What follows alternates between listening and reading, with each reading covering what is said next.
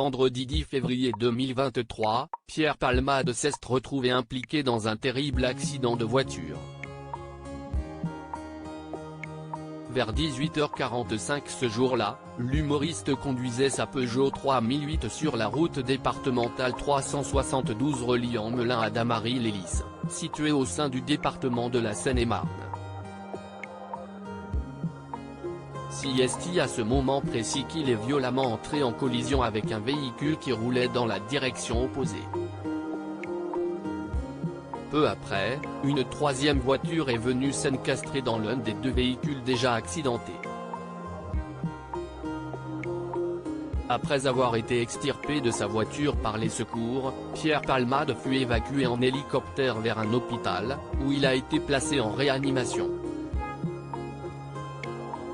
Si le pronostic vital de l'acteur était initialement engagé, ses proches ont annoncé à la AFP le lendemain que ses jours ne sont plus en danger.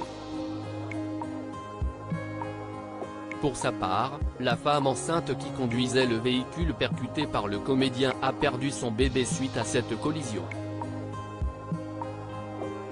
De plus, son enfant de 6 ans, également présent au sein de la voiture durant le choc, reste toujours dans un état critique actuellement.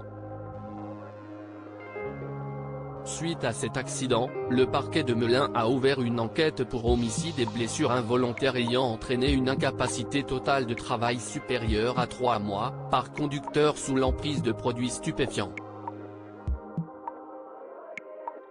Jean-Luc Moreau sur Pierre Palmade: il m'avait demandé 100 € pour aller voir un fournisseur. La décision des magistrats a été motivée par le fait que l'analyse toxicologique de Pierre Palmade a démontré qu'il avait consommé de la cocaïne avant de prendre la route.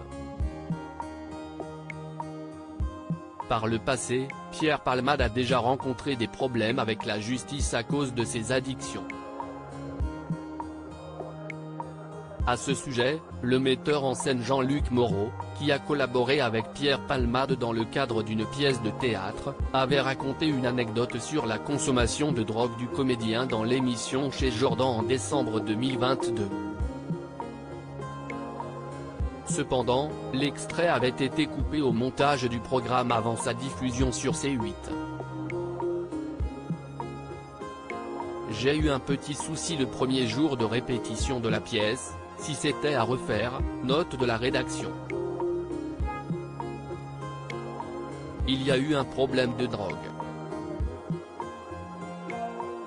Ça m'a surpris. Il m'avait demandé 100 € pour aller voir un fournisseur. J'ai appelé son agent pour lui dire. Et il m'a dit, on va tout de suite vous rembourser. C'est hallucinant. Je ne pensais pas qu'il allait me dire ça. Cette histoire qui a duré un après-midi. Je lui ai dit qu'on ne pourra pas continuer.